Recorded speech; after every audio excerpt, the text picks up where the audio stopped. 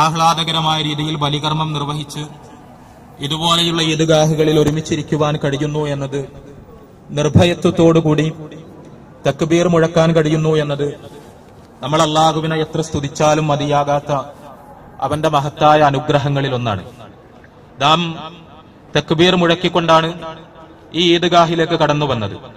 അല്ലാഹു അക്ബർ, അല്ലാഹു അക്ബർ, അല്ലാഹു അക്ബർ, ലാ ഇലാഹ ഇല്ലല്ലാഹു അല്ലാഹു അക്ബർ, അല്ലാഹു അക്ബർ വലില്ലാഹിൽ ഹംദ് എന്ന് ഉച്ചൈസ്തരം പ്രഖ്യാപിച്ചുകൊണ്ട്, നമ്മുടെ വഴികളെ പ്രകമ്പനം കൊള്ളിച്ചുകൊണ്ട്, നാം ഒരുമിച്ചിരിക്കുന്ന ഈ ഈദ്ഗാഹിൽ വലിയ ശബ്ദത്തിന്റെ അലയൊലികൾ സൃഷ്ടിച്ചുകൊണ്ട് ആവർത്തിച്ച് പ്രഖ്യാപിച്ചവരാണ് നാം.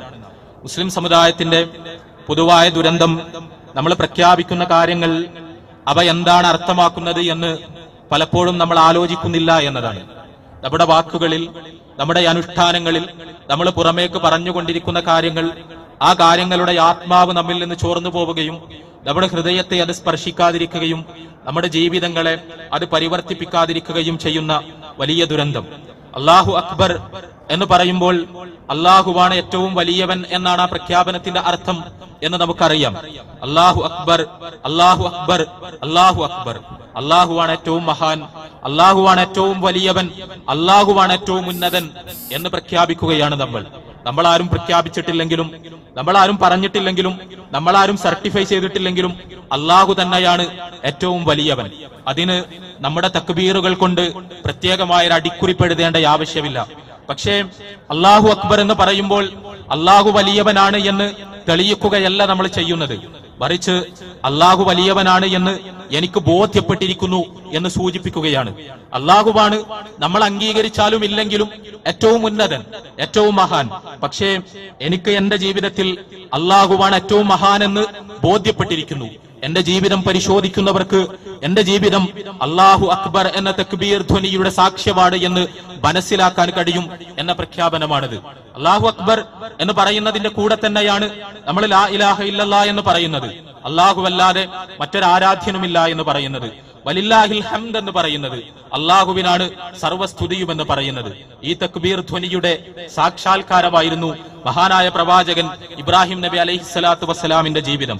അല്ലാഹുവാണ് ഏറ്റവും വലിയവൻ എന്ന് പറയുമ്പോൾ, അല്ലാഹുവാണ് ഏറ്റവും ഉന്നതൻ എന്ന് പറയുമ്പോൾ, ഈ മഹാപ്രപഞ്ചത്തെ അമീബ മുതൽ നീലത്തിമീങ്കലം വരെയുള്ള ജീവജാലങ്ങളെ, പരമാണു മുതൽ പരകോടി നക്ഷത്രങ്ങൾ വരെയുള്ള സൃഷ്ടിജാലങ്ങളെ സൃഷ്ടിക്കുകയും പരിപാലിക്കുകയും സംവിധാനിക്കുകയും ചെയ്യുന്ന, നമ്മളെ എല്ലാവരെയും സൃഷ്ടിക്കുകയും നമുക്കാവശ്യമായ അനുഗ്രഹങ്ങൾ നൽകുകയും ചെയ്യുന്ന പ്രപഞ്ചത്തിന്റെ ഉടയ തമ്പുരാൻ, ആ ഉടയ തമ്പുരാനാണ് ഏറ്റവും വലുത് എന്ന് പറയുമ്പോൾ എനിക്ക് ആവശ്യമുള്ളത് മുഴുവൻ നൽകിയത് ആ തമ്പുരാനാണ് എന്നാണ് അതിന്റെ അർത്ഥം. അല്ലാഹു നൽകാത്ത യാതൊന്നും എന്റെ ജീവിതത്തിൽ ഞാൻ അനുഭവിക്കുന്നില്ല. ഞാൻ ശ്വസിക്കുന്ന വായുവും, ഞാൻ കുടിക്കുന്ന വെള്ളവും, ഞാൻ കഴിക്കുന്ന ഭക്ഷണവും, എന്നെ ഞാനാക്കുന്ന എന്റെ ശരീരവും, എനിക്ക് ഇച്ഛാശക്തി നൽകുന്ന എന്റെ ആത്മാവും, എന്റെ ശരീരത്തിലെ അവയവങ്ങളും, എന്റെ കുടുംബാംഗങ്ങളും, എന്റെ അയൽപ്പക്കവും, എന്റെ നിർഭയത്വവും, എന്റെ സൗഹൃദങ്ങളും, എന്റെ നാടും എന്റെ നാട്ടുകാരും, ഈ ഭൂമിയും ഈ അന്തരീക്ഷവും ഇവിടെയുള്ള ഗ്രഹങ്ങളും സകലതും സകലതും അല്ലാഹു എനിക്ക് നൽകിയതാണ്. അല്ലാഹു എനിക്ക് ഇവയൊന്നും നൽകിയിട്ടില്ലായിരുന്നെങ്കിൽ എനിക്കൊരിക്കലും അവ കരസ്ഥമാക്കാൻ കഴിയുമായിരുന്നില്ല. മറ്റാർക്കും എന്നെ സഹായിക്കുവാനും കഴിയുമായിരുന്നില്ല.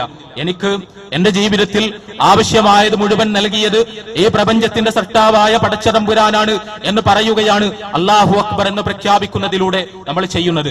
അങ്ങനെയാകുമ്പോൾ നമ്മൾ അല്ലാഹുവിനോട് നന്ദിയുള്ളവരാകണം. അല്ലാഹു അക്ബർ എന്ന് നമുക്കറിയുമെങ്കിൽ, നമ്മളാക്കിയത് അല്ലാഹുവാണ് എന്ന് നമുക്ക് ബോധ്യമുണ്ടെങ്കിൽ, അല്ലാഹുവിനോട് നന്ദി കാണിക്കുന്നവരുടെ കൂട്ടത്തിൽ നമ്മൾ തീർച്ചയായും ഉൾപ്പെടും. അല്ലാഹുവിനോട് നന്ദി കാണിക്കേണ്ടത് എങ്ങനെയാണ്? അല്ലാഹുവിനോട് ശുക്ർ പ്രകടിപ്പിക്കേണ്ടത് എങ്ങനെയാണ്? എങ്ങനെയാണ് അല്ലാഹുവിനെ നന്ദി കാണിക്കേണ്ടത് എന്ന ചോദ്യത്തിന്റെ പ്രായോഗികമായ ഏറ്റവും വലിയ ഉത്തരവായിരുന്നു ഇബ്രാഹിം നബി അലൈഹിസ്സലാത്തു വസ്സലാമിന്റെ ജീവിതം എന്നാണ് പരിശുദ്ധ ഖുർആൻ പഠിപ്പിക്കുന്നത്. പരിശുദ്ധ ഖുർആനിലെ 16-ാമത്തെ അധ്യായം സൂറത്തുൻ നഹ്ലിലെ 120-121 വചനങ്ങൾ.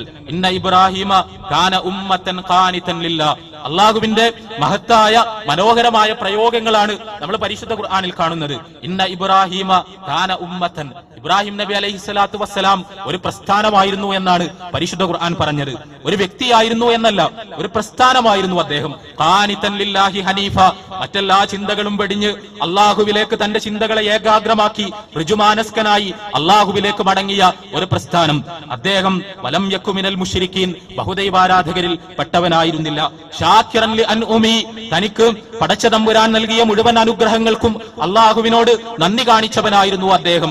ഇജ്തബാഹു വഹദാഹു ഇലാ സിറാത്തിൻ മുസ്തഖീം, നേർപാതയിലേക്ക്, നേരായ വഴിയിലേക്ക് അള്ളാഹു അദ്ദേഹത്തെ തെരഞ്ഞെടുക്കുകയും വഴി കാണിക്കുകയും ചെയ്തിരിക്കുന്നു എന്ന് പരിശുദ്ധ ഖുർആൻ പ്രഖ്യാപിക്കുന്നു. പരിശുദ്ധ ഖുർആനിന്റെ പ്രയോഗങ്ങൾ ശ്രദ്ധിക്കണം. അള്ളാഹുവിന് നന്ദി കാണിച്ചവനാണ് ഇബ്രാഹിം. അള്ളാഹുവാണ് ഏറ്റവും വലിയവൻ എന്ന് മനസ്സിലാക്കിയവനാണ് ഇബ്രാഹിം. അള്ളാഹുവിനോട് നന്ദി കാണിക്കുവാൻ സ്വന്തം ജീവിതത്തെ ഒഴിഞ്ഞുവെച്ച് ഒരു പ്രസ്ഥാനമായി മാറിയ മഹാവ്യക്തിത്വത്തിന്റെ ഉടമയാണ് ഇബ്രാഹിം അലൈഹിസ്സലാത്തു വസ്സലാം. ഇബ്രാഹിം നബി അലൈഹിസ്സലാത്തു വസ്സലാം ഒരു ജീവിതം കൊണ്ട് ഒരു മനുഷ്യന് ചെയ്തു തീർക്കാൻ കഴിയുന്ന പ്രവർത്തനങ്ങളല്ല ചെയ്തത്, മറിച്ച് ഒരു സമൂഹത്തിന്, ഒരു സമുദായത്തിന് മാത്രം ചെയ്തു തീർക്കാൻ കഴിയുന്ന, ഒരു മഹാപ്രസ്ഥാനത്തിന് മാത്രം ചെയ്തു തീർക്കാൻ കഴിയുന്ന ദൗത്യങ്ങൾ ഒരു പുരുഷായുസ് കൊണ്ട് നിർവഹിച്ചു തീർത്ത മഹാനുഭവാനായിരുന്നു ഇബ്രാഹിം നബി അലൈഹിസ്സലാത്തു വസ്സലാം. അള്ളാഹുവിന് ഉള്ള നന്ദി എന്താണ്? അള്ളാഹുവിനുള്ള നന്ദി, ഇബ്രാഹിം നബി അലൈഹിസ്സലാത്തു വസ്സലാമിന്റെ ജീവിതം നമ്മൾ പരിശോധിക്കുക. ലാ ഇലാഹ ഇല്ലല്ലാഹ് എന്ന് സ്വന്തം ജീവിതം കൊണ്ട് തെളിയിക്കലാണ് അള്ളാഹുവിനുള്ള ഏറ്റവും വലിയ നന്ദി. ഇബ്രാഹിം പ്രവാചകന്റെ ജീവിതം മുഴുവനും അതായിരുന്നു. ലാ ഇലാഹ ഇല്ലല്ലാഹ് എന്ന് നമ്മൾ പറയുന്നുണ്ട്, നമ്മുടെ ചുമരുകളിൽ എഴുതി വെക്കുന്നുണ്ട്, നമ്മുടെ കലണ്ടറുകളിൽ ചിത്രങ്ങളായി അച്ചടിച്ചു വെക്കുന്നുണ്ട്, നമ്മുടെ കാറുകളിൽ അതിന്റെ സ്റ്റിക്കറുകൾ ഒട്ടിച്ചു വെക്കുന്നുണ്ട്. പക്ഷേ എന്താണ് ലാ ഇലാഹ ഇല്ലല്ലാഹ് എന്ന പ്രയോഗത്തിന്റെ മഹത്തായ സാക്ഷ്യവാക്യത്തിന്റെ അർത്ഥമെന്ന് നമ്മൾ മനസ്സിലാക്കുന്നില്ല. ഇബ്രാഹിം നബി അലൈഹിസ്സലാത്തു വസ്സലാം സ്വന്തം ജീവിതം കൊണ്ട് തെളിയിച്ചത് ലാ ഇലാഹ ഇല്ലല്ലാഹുവിന്റെ അർത്ഥമാണ്. അള്ളാഹു ഒന്ന് മാത്രമേ ഉള്ളൂ എന്ന് വിശ്വസിക്കലല്ല ലാ ഇലാഹ ഇല്ലല്ലാഹ്. ഈ പ്രപഞ്ചത്തിന് രണ്ട് സർട്ടാവില്ല എന്ന് അംഗീകരിക്കലല്ല ലാ ഇലാഹ ഇല്ലല്ലാഹ്. മറിച്ച് നമ്മുടെ സഹായാഭ്യർത്ഥനകൾക്ക് ഉത്തരം നൽകാൻ കഴിയുന്ന ഒരേ അദൃശ്യ ശക്തി ആ പ്രപഞ്ചനാഥനാണ് എന്ന് മനസ്സിലാക്കലാണ് ലാ ഇലാഹ ഇല്ലല്ലാഹ്. നമ്മുടെ സഹായാഭ്യർത്ഥനകൾക്ക് ഉത്തരം നൽകാൻ ഇവിടെ ഒരുപാട് അദൃശ്യ ശക്തികളുണ്ട് എന്ന് വിശ്വസിക്കുന്ന ആളുകൾ, മരണപ്പെട്ടു പോയ മഹാത്മാക്കൾ മുതൽ, മലക്കുകൾ മുതൽ, പിശാചുക്കൾ മുതൽ, ദേവതകൾ മുതൽ, ദേവന്മാർ മുതൽ, വിഗ്രഹങ്ങളുടെ പിന്നിലുള്ള അദൃശ്യ ശക്തികൾ മുതൽ, അങ്ങനെ ഈ പ്രപഞ്ചത്തിൽ നമ്മുടെ സഹായാഭ്യർത്ഥനകൾക്ക് ഉത്തരം നൽകാൻ കഴിയുന്ന ഒരുപാട് അദൃശ്യ ശക്തികളുണ്ട് എന്ന് വിശ്വസിച്ചുകൊണ്ടിരിക്കുന്ന മാനവ സമൂഹം, അവർക്കിടയിലേക്കാണ് ഇസ്ലാം കടന്നു വന്നുകൊണ്ട് പറയുന്നത് ലാ ഇലാഹ ഇല്ലല്ലാഹ് എന്ന്. ഇല്ല, നിങ്ങളുടെ സഹായാഭ്യർത്ഥനകൾക്ക്, പ്രതിസന്ധി ഘട്ടങ്ങളിലെ നിങ്ങളുടെ സങ്കടം പറച്ചിലുകൾക്ക്, നിങ്ങളുടെ ആവശ്യങ്ങൾക്ക്, നിങ്ങളുടെ പ്രയാസങ്ങൾക്ക്, നിങ്ങളുടെ പ്രാർത്ഥനകൾക്ക് ഉത്തരം നൽകുവാൻ കഴിയുന്ന ഒരേ ഒരു ശക്തി മാത്രമേ ഉള്ളൂ. ആ ശക്തി ഈ പ്രപഞ്ചത്തെ സൃഷ്ടിച്ചു പരിപാലിക്കുന്ന അല്ലാഹു സുബ്ഹാനഹു വ തആലയാണ്. അതുകൊണ്ടാണ് പരിശുദ്ധ ഖുർആനിലെ 35-ാമത്തെ അധ്യായം സൂറത്തുൽ ഫാത്തിറിലെ 14-ാമത്തെ വചനത്തിൽ പരിശുദ്ധ ഖുർആൻ പറഞ്ഞത് ഇൻ തദഊഹും ലാ യസ്മഊ ദുആഅക്കും വലൗ സമീഉ മസ്തജാബൂ ലക്കും വയൗമൽ ഖിയാമത്തി യക്ഫുറൂന ബിശിർക്കിക്കും. നിങ്ങൾ അല്ലാഹുവിന് പുറമെയുള്ള അദൃശ്യ ശക്തികളെ വിളിച്ച് സഹായം തേടിയാൽ അവരൊരിക്കലും നിങ്ങളുടെ സഹായാഭ്യർത്ഥനകൾക്ക് ഉത്തരം നൽകുകയില്ല, അവർ നിങ്ങളുടെ സഹായാഭ്യർത്ഥനകൾ കേൾക്കുകയില്ല. നാളെ മരണാനന്തര ജീവിതത്തിൽ നിങ്ങൾ നടത്തിയ സഹായാഭ്യർത്ഥനകളെ അവർ നിഷേധിച്ചു കളയുമെന്ന് പരിശുദ്ധ ഖുർആൻ പറയുന്നത് അതുകൊണ്ടാണ്. ലാ ഇലാഹ ഇല്ലല്ലാഹ് എന്ന് പറയുമ്പോൾ ഈ അർത്ഥത്തിൽ, ഈ സ്പിരിറ്റിൽ ലാ ഇലാഹ ഇല്ലല്ലാഹയെ നമുക്ക് മനസ്സിലാക്കുവാൻ കഴിഞ്ഞിട്ടുണ്ടോ എന്നതാണ് ചോദ്യം. കെട്ടിയുയർത്തപ്പെട്ട ശവകുടീരങ്ങൾക്ക് മുന്നിൽ നമ്മുടെ ശിരസ്കരായി നിന്ന് അവിടെ മരണപ്പെട്ടു പോയ മഹാത്മാക്കളോട് തങ്ങളുടെ സങ്കടങ്ങളും പ്രയാസങ്ങളും പ്രശ്നങ്ങളും പറഞ്ഞ് കണ്ണുനീരൊലിപ്പിക്കുന്ന മുസ്ലിം സഹോദരൻ തക്ബീർ ധ്വനികൾ മുഴക്കി ഈദ്ഗാഹിൽ പുതുവസ്ത്രമണിഞ്ഞ് കടന്നു വന്നതുകൊണ്ട് ലാ ഇലാഹ ഇല്ലല്ലാഹുവിന്റെ അർത്ഥവും സന്ദേശവും അവന്റെ മനസ്സിനകത്ത് പ്രവേശിച്ചിട്ടുണ്ട് എന്ന് നമുക്ക് പറയാൻ കഴിയില്ല. അവിടെയാണ് പ്രശ്നം. ഇബ്രാഹിം നബി അലൈഹിസ്സലാത്തു വസ്സലാം തന്റെ പിതാവിനോട്, വിഗ്രഹ നിർമ്മാതാവായ, വിഗ്രഹാരാധകനായ സ്വന്തം പിതാവിനോട് വളരെ സ്നേഹത്തോടുകൂടി അദ്ദേഹം പറഞ്ഞു, ഈ വിഗ്രഹങ്ങൾക്ക്, നിങ്ങളുടെ സഹായാഭ്യർത്ഥനകൾക്ക് ഉത്തരം നൽകാൻ കഴിയില്ല എന്ന്. ആകാശത്തെ നക്ഷത്രജാലങ്ങളെ, ഗ്രഹങ്ങളെ, ഗോളങ്ങളെ പൂജിച്ചിരുന്ന തന്റെ ബഹുദൈവാരാധക സമൂഹത്തെ വിളിച്ചുകൂട്ടി അദ്ദേഹം പറഞ്ഞു, ഇവയ്ക്കൊന്നും നിങ്ങളെ സഹായിക്കുവാൻ കഴിയില്ല എന്ന്. നിങ്ങൾക്ക് ഉപകാരമോ ഉപദ്രവങ്ങളോ ചെയ്യാൻ ആകാശഗോളങ്ങൾക്കും ഗ്രഹങ്ങൾക്കും കഴിയില്ല എന്ന്. നിങ്ങളുടെ പ്രാർത്ഥനകൾ അള്ളാഹുവിനോട് മാത്രമാകണമെന്ന് ഇബ്രാഹിം പ്രവാചകൻ ഉച്ചൈസ്തരം പ്രഖ്യാപിച്ചു. ഇപ്പോൾ പോലും അന്ധവിശ്വാസങ്ങളിൽ നിന്ന് നമ്മൾ മുക്തരായിട്ടില്ല. ജ്യോതിഷികൾക്കും ജ്യോതിഷത്തിനും വലിയ സ്വാധീനവും പ്രഭാവവുമുള്ള ഒരു നാട്ടിൽ നിന്ന് ഇവിടേക്ക് കടന്നു വന്നവരാണ് നാം. വലിയ ശാസ്ത്രജ്ഞന്മാർ, ശാസ്ത്ര മാഗസിനുകൾ വായിക്കുന്ന ആളുകൾ, അവയിൽ ലേഖനങ്ങൾ എഴുതുന്ന ആളുകൾ ജ്യോതിഷത്തിൽ വിശ്വസിക്കുകയും ജ്യോതിഷികളുടെ അടുത്തു പോവുകയും ഭാഗ്യ പരീക്ഷണത്തിന് മുതിരുകയും വിവാഹത്തിന് പറ്റിയ മുഹൂർത്തം ജ്യോതിഷം ഗണിച്ചുകൊണ്ട് നിർണയിക്കുകയുമെല്ലാം ചെയ്യുന്ന കാലഘട്ടം ഇപ്പോഴും ലോകത്തിന് ഇന്ന് അപ്രത്യക്ഷമായിട്ടില്ല. ആകാശഗോളങ്ങൾക്ക്, നക്ഷത്രങ്ങൾക്ക് നമ്മുടെ ജീവിതത്തെ സ്വാധീനിക്കുവാൻ കഴിയുമെന്ന്, നമ്മെ സ്വാധീനിക്കുവാൻ സ്വാധീനിക്കുവാൻ കഴിയുമെന്ന് വിചാരിച്ചു കൊണ്ടിരിക്കുന്ന അന്ധവിശ്വാസികളായ ആളുകൾ, അവിടെയാണ് ഇബ്രാഹിം നബി അലൈഹി സ്വലാത്തു വസ്സലാമിന്റെ വർത്തമാനങ്ങൾ പ്രസക്തമാകുന്നത്. ഇബ്രാഹിം നബി അലൈഹി സ്വലാത്തു വസ്സലാം 4 സഹസ്രാബ്ദത്തോളം മുമ്പ് അന്നത്തെ ജനങ്ങളെ ഒരുമിച്ചു കൂട്ടി ആകാശഗോളങ്ങൾക്ക് നിങ്ങളെ ഏതെങ്കിലും അർത്ഥത്തിൽ സഹായിക്കാനാവുകയില്ല എന്ന് പ്രഖ്യാപിക്കുകയായിരുന്നു. അതാണ് ഇബ്രാഹിം നബി അലൈഹി സ്വലാത്തു വസ്സലാമിന്റെ ജീവിതം. നമ്മുടെ സഹോദരങ്ങൾ ഹജ്ജിനു വേണ്ടി മക്കയിലേക്ക് പോയിരിക്കുന്നു. ഇബ്രാഹിമിന്റെ സ്മരണകൾ തുടിച്ചു നിൽക്കുന്ന മക്കയിലേക്ക്, ഇബ്രാഹിം നബി അലൈഹി സ്വലാത്തു വസ്സലാം ഹാജറിനെ കൊണ്ടു ചെന്നാക്കിയ മക്കയിലേക്ക്, ഇസ്മായിൽ നബിയുടെ കരച്ചിലിന് ഉത്തരമായി സംസം ഉറവയെടുത്ത മക്കയിലേക്ക്, ഹാജറും ഇസ്മായിലും അവിടെ തമ്പടിച്ച് ജുർഹൂം ഗോത്രക്കാർ അവിടേക്ക് കടന്നു വന്ന് ഇസ്മായിൽ നബി അലൈഹി സ്വലാത്തു വസ്സലാമയുമായുള്ള അവരുടെ വൈവാഹിക ബന്ധത്തിലൂടെ ഇസ്മായിലിന്റെ സന്തതി പരമ്പരകൾ വ്യാപിച്ച മക്കയിലേക്ക്, ഇബ്രാഹിം നബി അലൈഹി സ്വലാത്തു വസ്സലാം ഇസ്മായിലിനെയും കൂട്ടി കഅബ പടുത്തുയർത്തിയ മഹത്തായ മക്കയുടെ മണ്ണിലേക്ക് ഹജ്ജിനു വേണ്ടി അഖില ലോക മുസ്ലിം സമ്മേളനത്തിനു വേണ്ടി ഒരേ തരത്തിലുള്ള വസ്ത്രമണിഞ്ഞുകൊണ്ട് തൽബിയത്തിന്റെ ധ്വനികളുമായി ഹജ്ജിനു വേണ്ടി ഒരുമിച്ചു കൂടിയിരിക്കുകയാണ് നമ്മുടെ സഹോദരങ്ങൾ. വളരെ വളരെ ശാന്തമായി നമുക്ക് ആലോചിക്കുവാൻ കഴിയണം. ഇബ്രാഹിം നബി അലൈഹി സ്വലാത്തു വസ്സലാമിന്റെ കാൽപ്പാടുകൾ പതിഞ്ഞ മക്ക, ഇസ്മായിലിന്റെയും ഹാജറിന്റെയും ഓർമ്മകൾ തുടിച്ചു നിൽക്കുന്ന മക്ക, അവർ പടുത്തുയർത്തിയ കഅബ നിലകൊള്ളുന്ന മക്ക. പക്ഷേ ഹജ്ജിന്റെ ഒരു സന്ദർഭത്തിലും ഒരനുഷ്ഠാനത്തിലും ഒരാരാധനയിലും ഒരു പ്രാർത്ഥനയുടെ ഏതെങ്കിലും ഒരു ഭാഗത്തും ഇബ്രാഹിം നബി അലൈഹി സ്വലാത്തു വസ്സലാമിനെ വിളിച്ച് സഹായം തേടുന്ന ചെറിയൊരു വരി പോലുമില്ല. ഇസ്മായിൽ നബി അലൈഹി സ്വലാത്തു വസ്സലാമിനെ വിളിച്ച് സഹായം തേടുന്ന ചെറിയൊരു വരി പോലുമില്ല. ഹാജറിനെ വിളിച്ച് സഹായം തേടുന്ന ചെറിയൊരു വരി പോലുമില്ല. ലാ ഇലാഹ ഇല്ലല്ലാഹ്ക്ക് വേണ്ടി സ്വന്തം ജീവിതത്തെ ഒഴിഞ്ഞുവെച്ച ഇബ്രാഹിം നബി അലൈഹി സ്വലാത്തു വസ്സലാമിന്റെ സ്മരണകൾ തുടിച്ചു നിൽക്കുന്ന മുസ്ലിം തീർത്ഥാടനത്തിന്റെ അവസരത്തിൽ ഇബ്രാഹിമിനെയും ഇസ്മായിലിനെയും ഹാജറിനെയും ഒന്നും വിളിച്ചു പ്രാർത്ഥിക്കുന്ന ചെറിയൊരു വാക്യത്തിന്റെ ശകലം പോലും ഇല്ലാതെ പോയത് ലാ ഇലാഹ ഇല്ലല്ലാഹുവിന്റെ അർത്ഥവും ആശയവും അള്ളാഹു സംരക്ഷിച്ചതുകൊണ്ടാണ്. പടച്ചതമ്പുരാൻ ലാ ഇലാഹ ഇല്ലല്ലാഹയെ കുറിച്ച് മുസ്ലിങ്ങൾ ഗൗരവത്തോടുകൂടി മനസ്സിലാക്കണം എന്ന് നിർബന്ധം വെച്ചതുകൊണ്ടാണ്. അവിടെയാണ് മുസ്ലിം സമുദായം മാറി ചിന്തിക്കേണ്ടത്. കേവലം ലാ ഇലാഹ ഇല്ലല്ലാഹ് എന്ന് സ്വന്തം ജീവിതത്തിൽ പറയുക മാത്രമല്ല ഇബ്രാഹിം നബി അലൈഹി സ്വലാത്തു വസ്സലാം ചെയ്തത്. അദ്ദേഹം സമൂഹത്തോട് അത് ഉറക്കെ വിളിച്ചു പറയുകയായിരുന്നു. ആളുകൾക്കിടയിലേക്ക് കടന്നു ചെന്നുകൊണ്ട് ലാ ഇലാഹ ഇല്ലല്ലാഹ് എന്ന് പ്രഖ്യാപിച്ചു അദ്ദേഹം. നിങ്ങൾ ആരാധിച്ചു കൊണ്ടിരിക്കുന്ന സകലമാന ആരാധ്യ ശക്തികളെയും ഒഴിവാക്കി അള്ളാഹുവിനെ മാത്രമേ ആരാധിക്കുന്ന സ്ഥിതിവിശേഷത്തിലേക്ക് കടന്നു വരണം എന്ന് ഇബ്രാഹിം നബി അലൈഹി സ്വലാത്തു വസ്സലാം ആവശ്യപ്പെട്ടു. സ്വന്തം വീട്ടിൽ നിന്ന് സ്വന്തം പിതാവ് അദ്ദേഹത്തോട് പിണങ്ങി, അദ്ദേഹത്തെ ആട്ടിപ്പുറത്താക്കി, അദ്ദേഹത്തെ തീക്കുണ്ടത്തിലേക്ക് എറിയാൻ അവിടെയുള്ള രാജാവ് സന്നദ്ധനായി, ദൃഷ്ടനായി. പക്ഷേ ഇബ്രാഹിം നബി അലൈഹി സ്വലാത്തു വസ്സലാം തളർന്നില്ല. അതിനാണ് നന്ദി എന്ന് പറയുന്നത്, അതിനാണ് ശുക്ർ എന്ന് പറയുന്നത്. എനിക്ക് വായു തന്ന അള്ളാഹു, എനിക്ക് വെള്ളം തന്ന അള്ളാഹു, എനിക്ക് ജന്മം നൽകിയ അള്ളാഹു, എനിക്ക് അവയവങ്ങൾ നൽകിയ അള്ളാഹു, എനിക്ക് ശരീരം നൽകിയ അള്ളാഹു, എനിക്ക് ആത്മാവ് നൽകിയ അള്ളാഹു, എനിക്ക് ഉമ്മയെ തന്ന അള്ളാഹു, എനിക്ക് ഉപ്പയെ തന്ന അള്ളാഹു.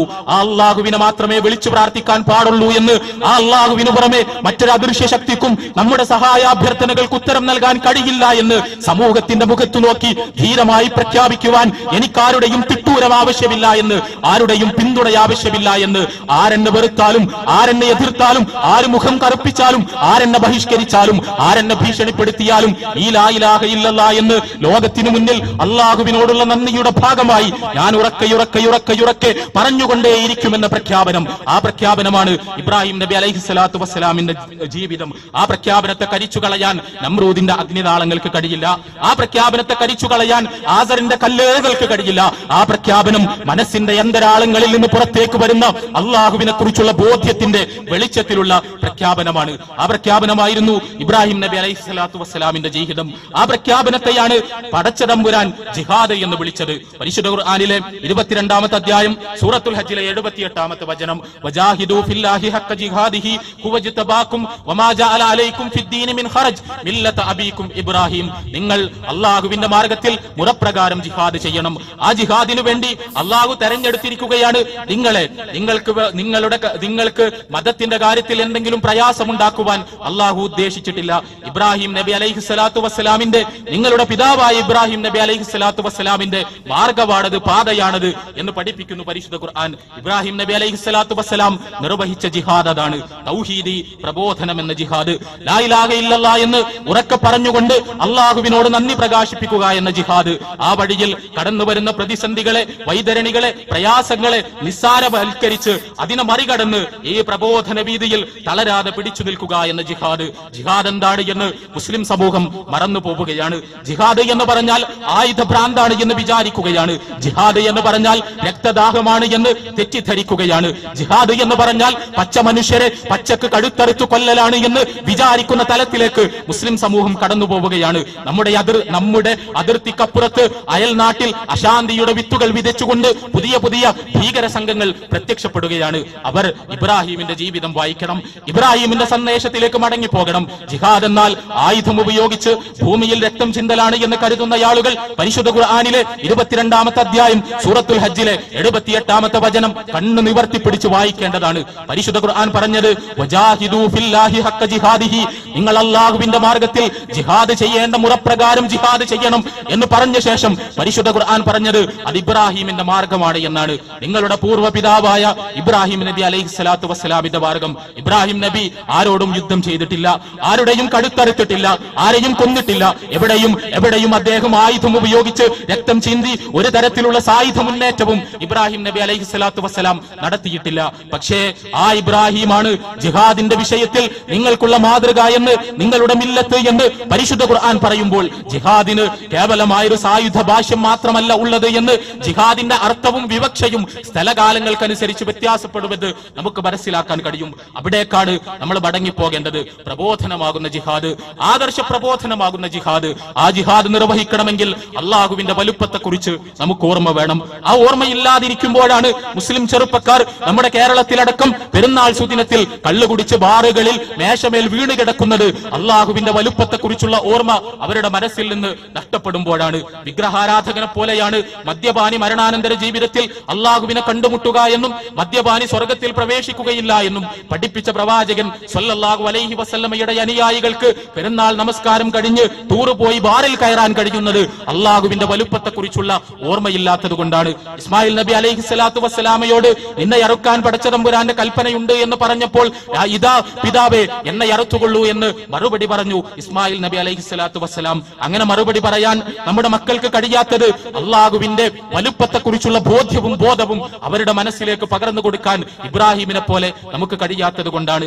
ഇതേപോലെ ഇബ്രാഹിം നബി അലൈഹി സ്വലാത്തു വസ്സലാം ആദർശ പ്രബോധന രംഗത്ത് തന്റെ ശത്രുവായപ്പോഴും തന്റെ പിതാവിനെ ആദരവോടുകൂടി സ്നേഹത്തോടുകൂടി പരിഗണിച്ച ഇബ്രാഹിം യാ അബത്തി, പൊന്നുപ്പ എന്ന് വിളിച്ചുകൊണ്ട് ഇബ്രാഹിം നബി അലൈഹി സ്വലാത്തു വസ്സലാം സ്വന്തം പിതാവിനോട് സംസാരിക്കുന്നു. മാതാപിതാക്കളോട് സ്നേഹത്തോടുകൂടി സംസാരിക്കാൻ കഴിയാതെ അവരെ ഒരു ബാധ്യതയായി കണ്ട് വൃദ്ധസദനങ്ങളിൽ കൊണ്ടുപോയാക്കുവാൻ മുസ്ലിം സമൂഹത്തിന് ഇപ്പോൾ കഴിയുന്നത് അള്ളാഹുവിന്റെ വലുപ്പത്തെക്കുറിച്ച് അവർക്ക് ബോധ്യമില്ലാത്തത് കൊണ്ടാണ്. സഹോദരങ്ങളെ, ഇവിടെ നിന്നാണ് നമ്മൾ മോചനം നേടേണ്ടത്. ഈ തക്ബീറിലൂടെ, ഈ ബലികർമ്മത്തിലൂടെ, ഈ പെരുന്നാൾ നമസ്കാരത്തിലൂടെ, ഈ ഖുതുബ ശ്രവിക്കലിലൂടെ, ഇബ്രാഹിം നബി അലൈഹി സ്വലാത്തു വസ്സലാമിന്റെ ജീവിതത്തെ അനുസ്മരിക്കുന്നതിലൂടെ നമ്മൾ മോചനം നേടേണ്ടത് അള്ളാഹുവാണ് ഏറ്റവും വലിയവൻ എന്ന വിചാരത്തെ, എന്ന നിലപാടിനെ, എന്ന ബോധ്യത്തെ നമ്മുടെ മനസ്സിൽ ദുർബലമാക്കി കളയുന്ന പലതരം പ്രേരക ശക്തികൾ, പൈശാചികമായ പ്രലോഭനങ്ങൾ, ആ പ്രലോഭനങ്ങളെ മറികടന്നുകൊണ്ട് സ്വന്തം ജീവിതം കൊണ്ട് അല്ലാഹു അക്ബർ എന്നെഴുതാൻ, സ്വന്തം ജീവിതം കൊണ്ട് ലാ ഇലാഹ ഇല്ലല്ലാഹ് എന്നെഴുതാൻ, സ്വന്തം ജീവിതം കൊണ്ട്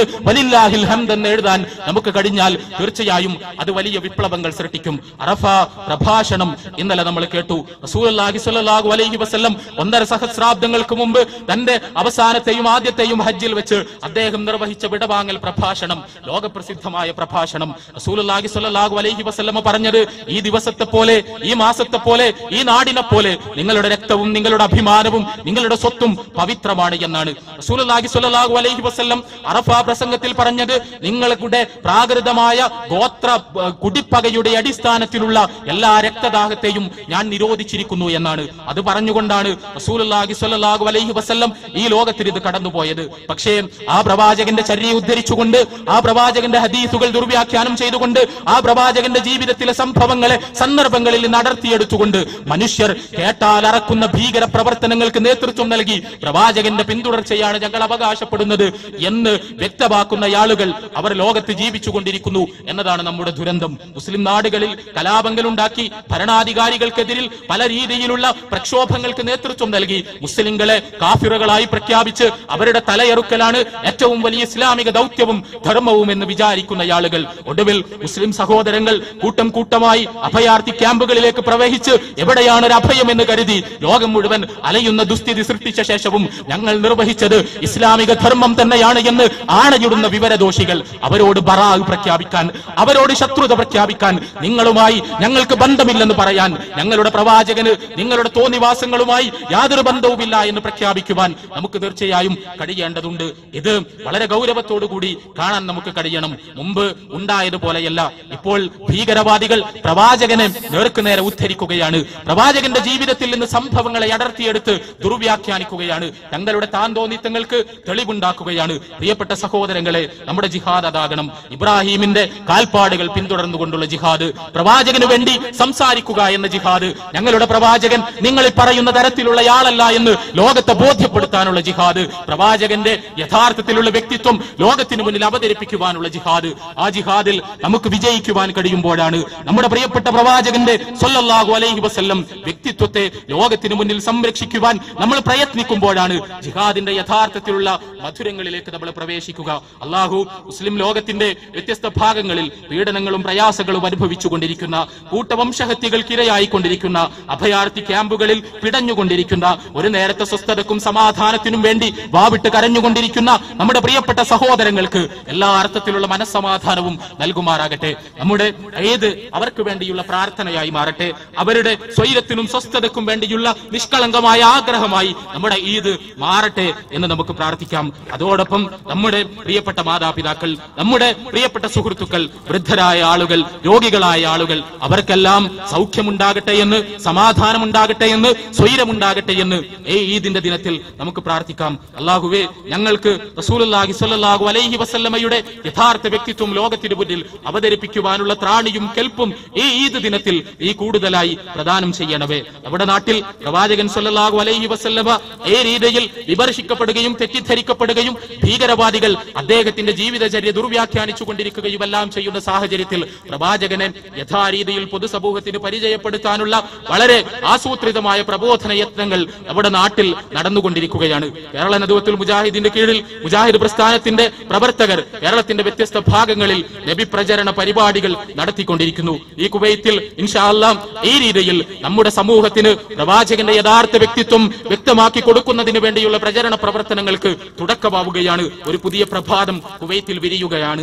ഇൻഷാ അല്ലാഹ് ഈ ഒക്ടോബർ മാസം 2-ാം തീയതി വെള്ളിയാഴ്ച മൻകഫിൽ വെച്ച് നടക്കുന്ന വൈകുന്നേരം 5 മണിക്ക് ആരംഭിക്കുന്ന തുറന്ന ചോദ്യോത്തരത്തോടു കൂടിയ പ്രോഗ്രാമിൽ വെച്ച് കുവൈത്ത് മലയാളികൾക്ക് മുന്നിൽ റസൂലുള്ളാഹി സ്വല്ലല്ലാഹു അലൈഹി വസല്ലമയെ തുറന്നു വെക്കുന്നതിനുള്ള നിരന്തരമായ പ്രചരണ പ്രവർത്തനങ്ങൾക്ക് തുടക്കമാകും. ആ രീതിയിലുള്ള പ്രബോധന പ്രവർത്തനങ്ങളിൽ സജീവമായി സഹകരിച്ചുകൊണ്ടാണ് നമ്മൾ നമ്മുടെ പ്രവാസ ജീവിതത്തെ അർത്ഥപൂർണമാക്കേണ്ടത്, ധന്യമാക്കേണ്ടത്. ഇതേപോലെ ഈ വരുന്ന ശനിയാഴ്ച ഇവിടെയുള്ള കുവൈത്ത് ഇസ്ലാഹി സെന്ററിന്റെ പ്രവർത്തകർ അവർ മലയാളികൾക്ക് വേണ്ടി ഇസ്ലാമികമായ അന്തരീക്ഷത്തിൽ ഈദ് ആഘോഷിക്കുവാൻ വേണ്ടി ഒരു ഈദ് പിക്നിക് ആസൂത്രണം ചെയ്തിരിക്കുന്നു. അതിന്റെ എല്ലാം വിവരണങ്ങളും നോട്ടീസുകളും ലഘുലേഖകളും എല്ലാം നിങ്ങൾക്ക് ലഭിക്കും. അവയോടെല്ലാം ക്രിയാത്മകമായി സഹകരിക്കണമെന്ന് പ്രത്യേകമായി ഉണർത്തുകയാണ്. അതോടൊപ്പം നമ്മുടെ ഈ ഈദ് മുസല്ലയിൽ നിന്ന് നടക്കുന്ന കലക്ഷൻ, ശേഖരണം, അത് റിലീഫ് പ്രവർത്തനങ്ങൾക്ക് വേണ്ടിയാണ്. നമ്മുടെ നാട്ടിലടക്കം കഷ്ടപ്പെട്ടുകൊണ്ടിരിക്കുന്ന പാവപ്പെട്ട ആളുകൾ, അവരെ ഓർക്കാനും അവർക്ക് വേണ്ടി നമ്മുടെ അധ്വാനത്തിൽ നിന്ന്, വിയർപ്പിൽ നിന്ന് ഒരു ഓഹരി നീക്കിവെക്കാനും ഇതിന്റെ ദിനത്തിൽ തീർച്ചയായും നമുക്ക് കഴിയേണ്ടതുണ്ട്. അങ്ങനെ എല്ലാ അർത്ഥത്തിലും പുതിയ നന്മകളെ നെഞ്ചോട് ചേർത്ത് പിടിച്ച് ആ നന്മകളുടെ കൂടെ നടന്ന് അങ്ങനെ നമ്മുടെ ജീവിതത്തെ ധന്യമാക്കി മരണാനന്തര ജീവിതത്തിൽ സ്വർഗം കരസ്ഥമാക്കുന്ന സത്യവിശ്വാസികളിൽ, വിശ്വാസിനികളിൽ അള്ളാഹു നമ്മയെല്ലാം ഉൾപ്പെടുത്തുമാറാകട്ടെ എന്ന് പ്രാർത്ഥിക്കുന്നു. അള്ളാഹുവേ, ഞങ്ങളിൽ നിന്ന് വന്നുപോയ എല്ലാ തെറ്റുകുറ്റങ്ങളും നീ പുറത്തു തരണമേ. അള്ളാഹുവേ, ഞങ്ങളെ തൗഹീദി പ്രബോധനത്തിന്റെ മാർഗത്തിൽ ഇബ്രാഹിം നബിയുടെ ധീരതയോടുകൂടി നിലനിൽക്കാൻ നീ അനുഗ്രഹിക്കണമേ.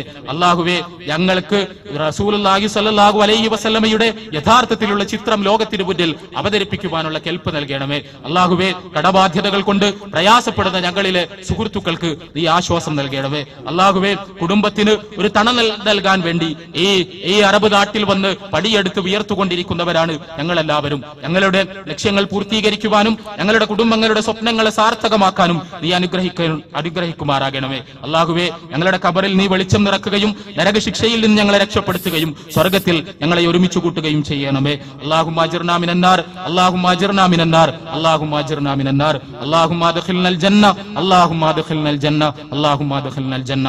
റബ്ബനാ തഖബ്ബൽ മിന്നാ ഇന്നക അൻത സമീഉൽ അലീം വതുബ് അലൈനാ ഇന്നക അൻത തവ്വാബുർ റഹീം. ആമീൻ ആമീൻ ബിറഹ്മതിക യാ അർഹമർ റഹീമീൻ. അസ്സലാമു അലൈക്കും.